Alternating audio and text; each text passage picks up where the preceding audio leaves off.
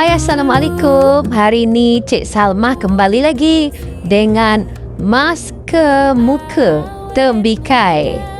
Banyak kelebihan tembikai ni sebenarnya. Jom kita tengok apa kelebihan buah tembikai ni untuk kulit.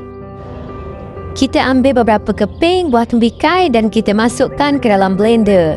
Kita akan buat hari ini iaitu masker tembikai untuk merawat kulit, menganjalkan, melawan penuaan, melembapkan dan bagi awet muda pada wajah kita. Sekarang kita potong-potong dan masukkan ke dalam blender. Dan kita masukkan segelas air untuk kita kisar. Kita kisarkan sampai dia hancur. Bila dah hancur macam ni, yang kita kisar tadi, kita pun ambil bekas untuk kita masukkan dan tapiskan air tembikai tadi.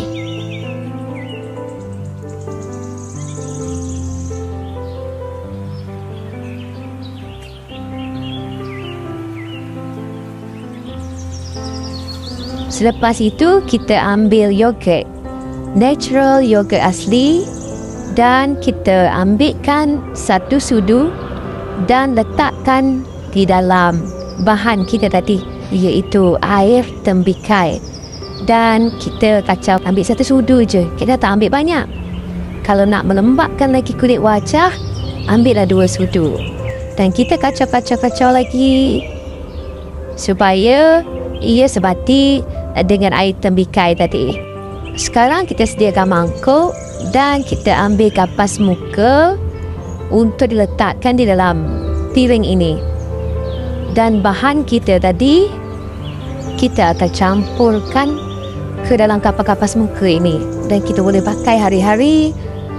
Bangun pagi boleh pakai buat masker. Nak tidur malam pun boleh pakai di muka kita supaya kulit wajah nampak glowing dan segar. Juga akan melembapkan kulit kita. Masker ni memang bagus kerana bahan yang kita gunakan adalah bahan semula jadi. Dan kita masukkan air tembikai kita tadi bersama dengan yogurt itu ke dalam mangkuk ini. Kita boleh masukkan ke dalam peti sejuk. Nanti bila dah sejuk, kita boleh pakaikan di muka kita setiap hari pun boleh. Kita dah keluarkan daripada peti sejuk selama sejam. Dan sekarang kita nak pakai masker tembikai ni kat muka. Jom. Cara pakai pun senang je sebab kapas tu lembut. Jadi kita hanya tepek-tepek je dekat muka kita ni. Ini adalah hari pertama kita pakai dan kita pakai setiap hari selama seminggu lah. Jom kita tunjukkan macam mana kita lekatkan kapas di muka kita ni. Dah macam zombie dah Cik Salmah pun. Lekat sana, lekat sini. Sebab nak awet muda punya pasal kan. Sekarang Tan-tan-tan, Power Rangers menyerang. Okey, baiklah. Terima kasih pada semua yang menonton Petua Cik Salmah ni. Nanti kita jumpa lagi di petua seterusnya. Jangan lupa follow, jangan lupa like. Terima kasih. Sayang semua.